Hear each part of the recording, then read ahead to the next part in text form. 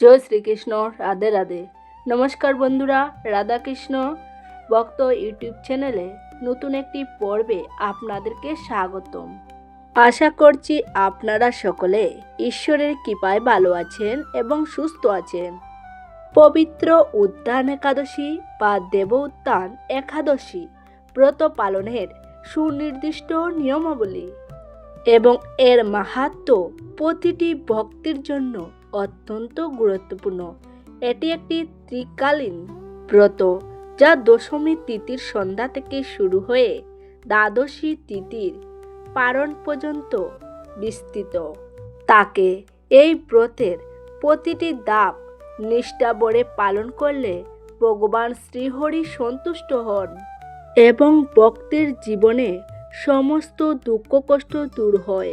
বন্ধুরা, আজকে এই ভিডিওতে উত্থান একাদশীর গুরুত্বপূর্ণ বিষয় নিয়ে আলোচনা করব। ব্রত পালনের প্রস্তুতি। একাদশীর আগের দিন অর্থাৎ দশমী তিথিতে কি কি প্রস্তুতি নেওয়া প্রয়োজন এবং বর্জনীয় কাজগুলি কি কি। উত্থান একাদশীর মূল দিন উপবাসের নিয়ম। শ্রী বিষ্ণুর জাগরণ পূজা এবং তুলসী বিবাহের বিশেষ আচারের বিস্তারিত বর্ণনা। 2টি তুলসী পাতার বিশেষ ব্যবহার। একাদশীর দিন কোন স্থানে 2টি তুলসী পাতা রাখলে জীবনে শুভফল লাভ হয়। দান ও বর্জনীয় দান। একাদশীর দিনে কি কি জিনিস দান করা উচিত এবং কোন কোন জিনিস দান করা থেকে বিরত থাকা আবশ্যক। ব্রত উদযাপন ও পালন। একাদশীর পরের দিন দ্বাদশী তিথিতে কিভাবে পালন সম্পূর্ণ করতে হয় এবং পালনের গুরুত্ব। তাই আজকের ভিডিওটি খুব গুরুত্বপূর্ণ হতে চলেছে। মূল পর্বে যাওয়ার আগে আমার দর্শক বন্ধুদের কাছে একটা অনুরোধ থাকবে যে ভিডিওটি আপনারা শেষ পর্যন্ত দেখবেন, আর যদি ভালো লাগে তাহলে একটি লাইক করবেন আর আপনজনদের সাথে শেয়ার করতে ভুলবেন না। তো চলুন বন্ধুরা, শুরু করা যাক আজকের ভিডিও। উত্থান একাদশী ব্রত 3টি ধাপে বিভক্ত। দশমী সংকল্প, একাদশী উপবাস ও পূজা এবং দ্বাদশী পালন। এই 3টি দিনেই ভক্তকে পবিত্রতা ও সংযম রক্ষা করে চলতে হয়। দশমী তিথি ব্রতের সংকল্প ও প্রস্তুতি।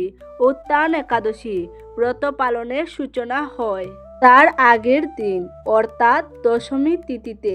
এই দিনের মূল উদ্দেশ্য হল শরীর ও মনকে উপবাসের জন্য প্রস্তুত করা এবং ভগবানের কাছে ব্রত পালনের সংকল্প গ্রহণ করা।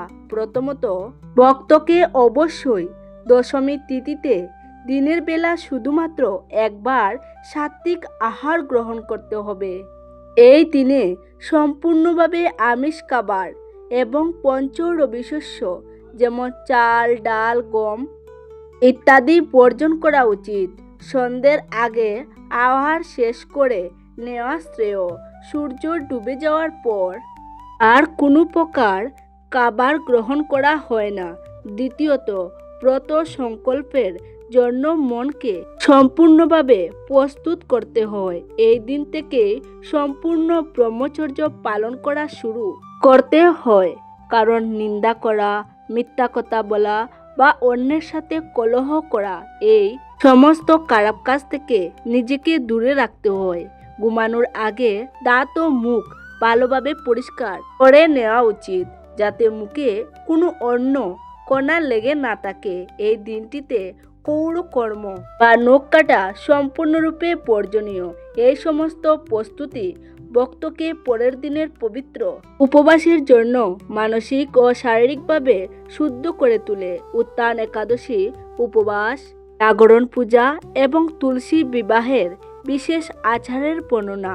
একাদশীর দিনটি হল এই ব্রতের মূল পর্ব, যা শুরু হয় সূর্যোদয়ের আগে ব্রহ্ম মুহূর্তে। 1. প্রাতঃকৃত ও সংকল্প। ভোরে উঠে ভক্তকে স্নান করে পরিষ্কার বস্ত্র পরিধান করতে হবে। স্নানের পর শ্রী বিষ্ণুর মূর্তি বা তুলসী মঞ্চের সামনে দাঁড়িয়ে ব্রত পালনের সংকল্প গ্রহণ করতে হয়। সংকল্পের মন্ত্র পাঠ করে সংকল্প করতে হবে। একাদশম নিরাহার স্থিত হহম অপ্রে হন্নি স্বামী পণ্ডরক্ষা শরণং মেবত অচ্যুত। সরল অর্থ, এ পুণ্ডরিকাক্ষ, এ অচ্যুত, আমি একাদশীতে উপবাসপূর্বক পরের দিন আহার করব। আপনি মুদীয় শরণ স্থান হন। এরপর সারাদিন উপবাসে থাকার সময়ে মনকে সম্পূর্ণরূপে শ্রীহরির ধ্যানে নির্বিষ্ট করতে হয়। জল, ফলমূল বা সম্পূর্ণ নিরম্ব উপবাসের সংকল্প ভক্ত তার সামর্থ্য অনুযায়ী নিতে পারেন। 2. শ্রী বিষ্ণুর জাগরণ পূজা। উত্থান একাদশীর বিশেষত্ব হল ভগবান বিষ্ণুর যোগনিদ্রা বা জাগরণ। এই উপলক্ষে দুপুর বা সন্ধ্যার বিশেষ পূজা করা হয়।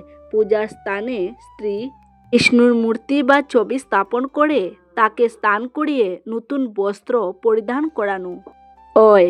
পূজার উপচারে প্রধানত তুলসী পাতা, ফুল, ফল, চন্দন, ধূপ এবং প্রদীপ ব্যবহার করা হয়। এই সময়টিতে ভক্তরা বিষ্ণু সহস্রনাম, শ্রীমদ্ ভাগবত পুরাণ বা একাদশী ব্রতকথা পাঠ করেন। শ্রী বিষ্ণুর উদ্দেশ্যে বিভিন্ন মাঙ্গলিক শ্রব ও মন্ত্র জপ হয়। বিশেষত ভগবানকে শয়ন থেকে জাগ্রত করার জন্য একটা ছোট্ট প্রতীকী অনুষ্ঠান করা হয় এবং ভক্তরা করতালি দিয়ে শঙ্খ বাজিয়ে ভগবানের গুণ বাঙ্গান। 3. তুলসী বিবাহের মহৎ আরম্ভ। উত্থান একাদশীর অন্যতম প্রধান অঙ্গ হল তুলসী বিবাহ। এই দিনে তুলসী মঞ্চকে সুন্দর করে সাজানো হয়। সাধারণত তুলসী গাছকে কনে রূপে এবং শালগ্রাম শিলাকে বা বিষ্ণুর কোনো ছোট মূর্তিকে বরের রূপে কল্পনা করে তাদের বিবাহ সম্পূর্ণ করা হয়। ভক্তরা তুলসী মঞ্চকে বিভিন্ন ধরনের ফুল, আলোকসজ্জা এবং আমের ডাল, আখ বা আমলকির ডাল দিয়ে সাজিয়ে তোলেন। বিবাহ অনুষ্ঠানে নতুন শাড়ি, আলতা, সিঁদুর ও অলংকার দিয়ে তুলসীকে সজ্জিত করা হয়। ভক্তরা এই মাঙ্গলিক অনুষ্ঠানে গান গেয়ে আরতি করে আনন্দ করেন। এই আচারটি জীবনের সুখ, সমৃদ্ধি এবং অবিবাহিতদের জন্য উপযুক্ত জীবনসঙ্গী লাভের পথ খুলে দেয় বলে বিশ্বাস করা হয়। তুলসী বিবাহ সম্পূর্ণ হওয়ার পর থেকেই পুনরায় বিবাহের মতো শুভ কর্মের সূচনা হয়। তুলসী পাতা ও বিশেষ স্থানে স্থাপন। উত্থান একাদশীর দিন তুলসী পাতা ব্যবহারের একটি বিশেষ আধ্যাত্মিক গুরুত্ব আছে। তুলসীকে লক্ষ্মী দেবী এবং বিষ্ণুপ্রিয়া বলা হয়। এই দিনে শ্রী বিষ্ণুকে সন্তুষ্ট করার জন্য তুলসী পাতা চেরা সম্পূর্ণরূপে নিষিদ্ধ। তাই একাদশীর আগের দিনেই ব্যবহারের জন্য তুলসী পাতা তুলে রাখতে হয়। উত্থান একাদশীর দিন তুলসী পূজার পর 2টি তুলসী পাতা বেছে নিয়ে একটি বিশেষ স্থানে রেখে দেওয়া অত্যন্ত শুভ বলে মনে করা হয়।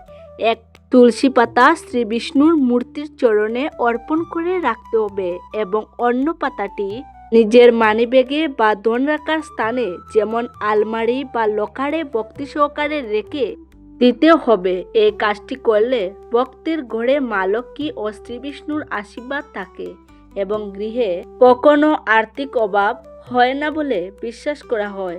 তুলসী পাতাটিকে শুকিয়ে গেলেও সংরক্ষণ করা উচিত। একাদশীর দিনে কি কি দান করা যাবে এবং কি কি দান করা যাবে না সেটা নিয়েই এখন আলোচনা করব। দান হলো ব্রত পালনের একটি গুরুত্বপূর্ণ অংশ। শাস্ত্র মতে এই পবিত্র দিনে দান করলে শতগুণ বেশি পুণ্য লাভ হয়। 1. যা দান করবেন। শুভ দান। একাদশীর দিনে সাত্ত্বিক জিনিসগুলি দান করা অত্যন্ত শুভ। অন্ন ও ফল দ্বাদশী তিথিতে পারণের পরে ব্রাহ্মণ বা অভাবী মানুষকে অন্ন, ফল, মিষ্টি বা ফলার সামগ্রী দান করা উচিত। বস্ত্র। শ্রী বিষ্ণু এবং তুলসী দেবীর উদ্দেশ্যে নতুন বস্ত্র দান করা এবং অভাবী মানুষকে শীত বস্ত্র বা নতুন পোশাক দান করা মঙ্গলজনক।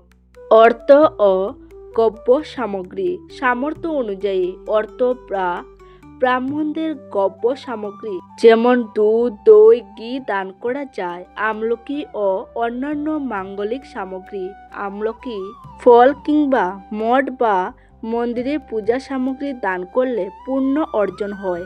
জ্ঞান দান, ধর্মগ্রন্থ বিশেষত গীতা বা ভাগবত পুরাণ দান করা শ্রেষ্ঠ জ্ঞান দান হিসেবে বিবেচিত। তো বন্ধুরা, এখন জেনে নেব একাদশীর দিন কি কি দান করা যাবে না। 2. যা দান করবেন না বা বর্জনীয় দান। একাদশীর পবিত্রতা বজায় রাখার জন্য কিছু জিনিস দান করা থেকে বিরত থাকা উচিত। নিষিদ্ধ খাদ্য, এই দিনে পঞ্চরবিশস্য বা ডাল জাতীয় খাদ্য দান করা উচিত নয়। চাল, ডাল বা আটা একাদশীর দিন দান করলে ব্রতের নিয়ম ভঙ্গ হয়। এই ধরনের দান পরের দিন অর্থাৎ দ্বাদশী তিথিতে দান করা উচিত। তামসিক বস্তু, পেঁয়াজ, রসুন বা আমিষ জাতীয় কোনো বস্তু, তামাক বা মদ জাতীয় নেশার সামগ্রী কখনোই দান করা উচিত নয়। লোহা বা ধারালো জিনিস, এই পবিত্র দিনে লোহা বা কোনো ধারালো বস্তু যেমন ছুরি, কাঁচি দান করা বা কেনাবেচা করা অশুভ বলে মনে করা হয়। একাদশী সময়সূচি, 2025 সালে উত্থান একাদশী ব্রত কবে পালিত হবে তার বিস্তারিত সময়সূচি এখন বলবো। একাদশীর তিথি শুরু 31শে অক্টোবর 2025 শুক্রবার রাত 3:55 অর্থাৎ 13 কার্তিক 1432 বঙ্গাব্দ। একাদশী তিথি শেষ 1 নভেম্বর 2025 শনিবার রাত 2:48 অর্থাৎ 14 কার্তিক 1432 বঙ্গাব্দ। মূল উপবাস ও পূজার দিন 1 নভেম্বর 2025 শনিবার। এদিন ভক্তরা ভগবান শ্রীবিষ্ণুর পূজা, উপবাস এবং ভক্তি সহকারে ব্রত পালন করবেন। ব্রত ভঙ্গ বা পালনের শুভ সময়, ব্রত পালনের পরের দিন 2 নভেম্বর 2025 রবিবার সূর্যোদয় থেকে সকাল 9:30 মধ্যে। সনাতন শাস্ত্র মতে যেদিন সূর্যোদয়ের সময় একাদশী তিথি বিদ্যমান থাকে সেই দিনই ব্রত পালন করা হয়। সেই হিসেবে 1 নভেম্বর শনিবারই হলো উত্থান একাদশী। ব্রত পালনের মূল দিন দ্বাদশী তিথি। ব্রত উদযাপন ও পালন, একাদশী ব্রত পালনের সমাপ্তি হয় পরের দিন দ্বাদশী তিথিতে। পালন বা ব্রত উদযাপন না করলে ব্রত সম্পূর্ণ হয় না এবং এর ফলও লাভ হয় না। পালনের নিয়ম ও সময়, পালনের সময়ে প্রথম শ্রীবিষ্ণুকে নিবেদিত প্রসাদ বা অন্ন গ্রহণ করা হয়। সাধারণত পালন করার সময় প্রথমে সামান্য অন্ন বা ভাত মুখে দিয়ে ব্রত ভঙ্গ করা হয়। তবে যারা কঠোরভাবে ব্রত পালন করেন তারা শুধুমাত্র চাল বা ডাল জাতীয় খাবার মুখে দিয়ে পালন সম্পূর্ণ করেন। পালনের সময় মন্ত্র পাঠ করে শ্রী বিষ্ণুর কাছে ব্রত উদযাপনের প্রার্থনা করা হয়। পালনের গুরুত্ব, পালনের মাধ্যমে উপবাসের যজ্ঞ সম্পূর্ণ হয়। এই সময় ভক্তরা ভগবানকে কৃতজ্ঞতা জানান যে তিনি তাদের ব্রত পালনের সুযোগ দিয়েছেন। সুষ্ঠুভাবে পালন সম্পূর্ণ হলে ভক্ত সমস্ত পাপ থেকে মুক্ত হন এবং জীবনে আধ্যাত্মিক উন্নতির পথে এগিয়ে যান। এইভাবে উত্থান একাদশী ব্রত দশমী থেকে দ্বাদশী পর্যন্ত পূর্ণ নিষ্ঠা ভক্তির সঙ্গে পালন করলে ভক্তরা শ্রী বিষ্ণুর অপার করুণা লাভ করেন এবং তাদের জীবনের সমস্ত আশা আকাঙ্ক্ষা পূর্ণ হয়। বন্ধুরা, যদি ভিডিওটি দেখে ভালো লাগে তাহলে অবশ্যই একটি লাইক করবেন আর আপনজনদের সাথে শেয়ার করতে ভুলবেন না। সবাই ভালো থাকুন, সুস্থ থাকুন। নমস্কার, ধন্যবাদ।